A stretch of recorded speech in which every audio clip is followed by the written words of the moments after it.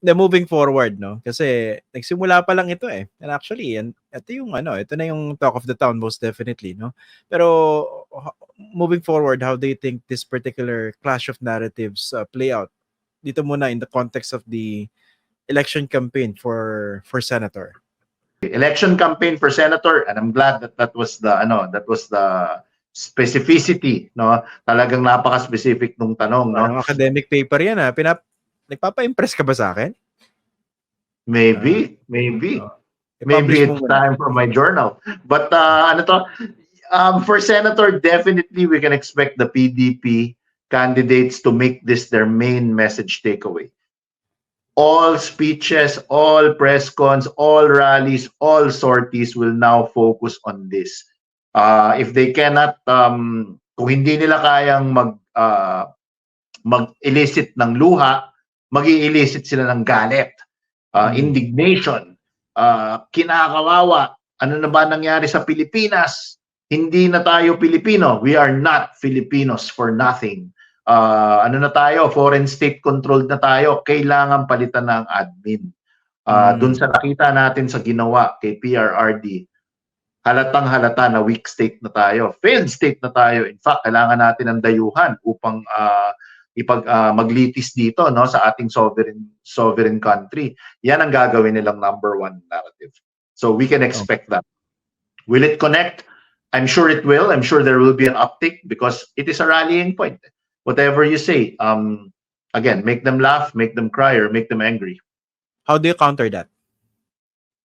Well, you have, unfortunately... Kasi bogus, sorry. Kasi bogus yun eh. Kalokohan yung sinasabi nila eh.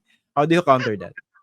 Well, I wouldn't even. Ako personally, if I was advising the admin candidates, the challenge is for them to counter it. But honestly, I wouldn't even. I would do business as usual, as far and heavy as I can go. I will distance myself from this whole issue. Hindi ko pag-uusapan yan. Dahil napaka-polarizing ng issue na yan, ang sasabihin ko lang, yung plataforma, pag tinanong ako, yung pa rin. Rule of law, procedurally tama, at accountability ito. Ang Administrasyong Marcos ay sumusunod sa rule of law, may rule of law tayo, yan ang pinakita, at naniniwala kami sa accountability. That's how I would counter it, basically, with just those two key messages. Kasi kung marami pa, more talk, more mistakes. Kaso pwede mo rin butasan yung rule of law narrative eh. May naisip ako pero hindi ko nasasabihan.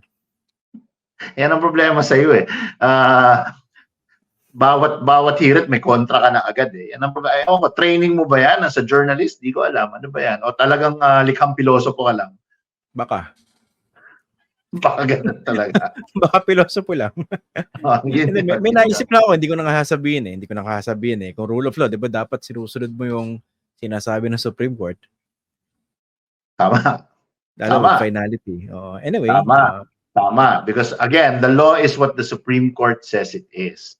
Tandaan po natin yan. The law is what the Supreme Court says it is. In fact, yan ang ginagamit nilang, yan ang isa sa mga key points ngayon sa pag-aresto kay dating Pangulong Duterte. Sumubok mag-file ng TRO ng kanilang kampo at the Supreme Court found nothing material to issue a TRO. Yeah. And the law is what the Supreme Court says it is. So pag ang Korte Suprema walang nakitang rason, viable reason kung bakit kailangan nilang pigilin ang pag-aresto kay FPRRD at pagdala sa kanya sa Hague, then that it is what it is. That is the law. So that principle applies. Yung conventional wisdom na sa isang political clan, for instance, isang political dynasty, pag tinanggal mo yung pinaka-head, yung patriarch, physically, magwi-weaken yung the rest of the family, the rest of the body. Would that apply dito sa mga Duterte? O baka there's something in them that could defy that so-called convention?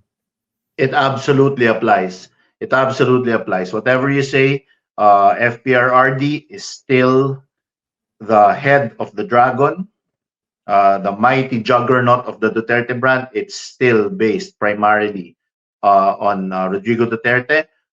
Out of sight, out of mind applies here.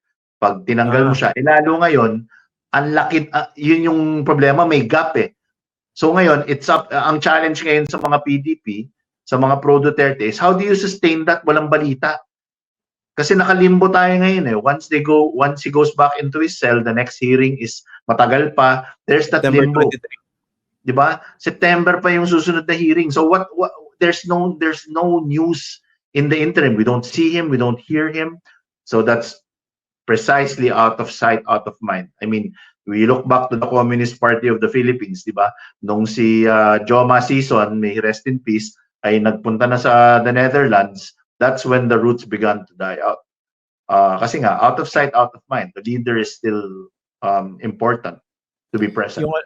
Yung ano naman, yung mga fake news na kumakalat, hindi ko alam kung sinong nagpapakalat nun, pero mukhang nagbe-benefit dito, of course, yung Duterte camp. Yung nakikita mo tayo yung mga quote cards na meron daw mga foreign lawyers na Pero nakita mo kung sino yung mga abogado.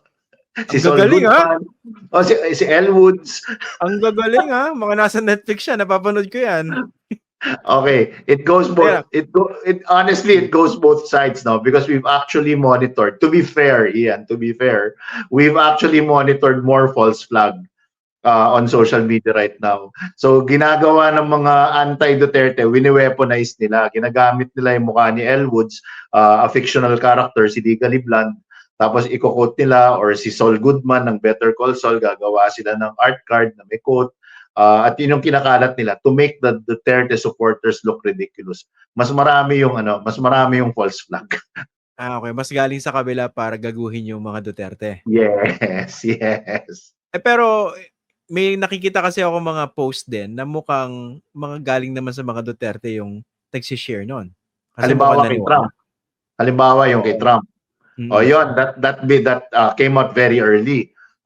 Yung quote card ni Donald Trump, no? May two versions na lumabas dun eh. Yung isa patently fake news, na may picture ni Trump at sinasabi ng they should have arrested Rodrigo Roa Duterte. Now this shows a weakness in the Marcos administration, blah blah blah. Fake yun. Pero yung isa naman, grossly outdated. Matagal na niyang sinabi. Ni-recycle lang nila na to fit the narrative. So yes, yung kay Trump, lumabas yun from the Duterte camp. Pero kung ang intention nito ay gaguhin o i-ridicule yung mga DDS, hindi ba nagkakaroon siya ng unintended consequences dun sa mga nakakakita? Kunwari, hindi naman talaga naroon ng Netflix, hindi talaga alam yung Breaking Bad o yung Better Call Saul. Well, the intention of any false flag operation is for supporters to actually share it para mapagtawanan. They want the supporters to share it. But baka naman yung mga supporters o yung mga Duterte, they might have the last laugh. In as much as they're going to believe it, pero hindi. Ang mangyayari dyan, once pinost yan ng pro-Duterte na naniniwala, ang mangyayari dyan, uulanin na ng comments dun sa mga gumawa ng meme, ng original material. Iuulan na Netflix ito, na ang tatakan nyo talaga, etc. So, panggagago talaga dyan. False flag ang tawag dyan. Kabisado mo yung galaw, sa mga pag-aaral ko lang, sa mga pagbabasa ng mga academic journals. Published ba yan? Published academic journals. This is my lazy Sunday reading. Okay, lazy Sunday reading. Yung nakita mo yan, ito nagsishare nito mga DDS, yung may picture, yung judge sa pre-trial chamber, yung French. Oo. Tapos tsaka may isa pa, 'di ba? Tapos dinikit nila sa baba yung photo ni First Lady Lisa Marcos na merong kasamang dalawa nakamuka. Fake news. Diba? Fake yun Fake na debunk. But again, that one is not a false flag. That is out and out disinformation na pinapalabas nila, kachokaran yung mga judge. Siguro naman sa lahat ng mga objectively at medyo may konting sense at napanood yung unang pre-trial hearing, siguro nakita nila na kung gaano kaseryoso at no BS ang International Criminal Court. Hindi sila padadala dyan sa mga it would talagang kalokohan yan kung iisipin ninyo na yung mga judge sa ICC ay makikipag-posing sa first lady ng isang bansang iniimbestigahan na nila ng katagal-tagal. So you saw how seriously they take their jobs. So, off the bat, malalaman mo na fake yan. Pero don't underestimate the idiocy and stupidity of certain fanatics, ha? Huwag ganon. Well, all fanatics, by definition, are idiotic, nonsensical, and very hard-headed.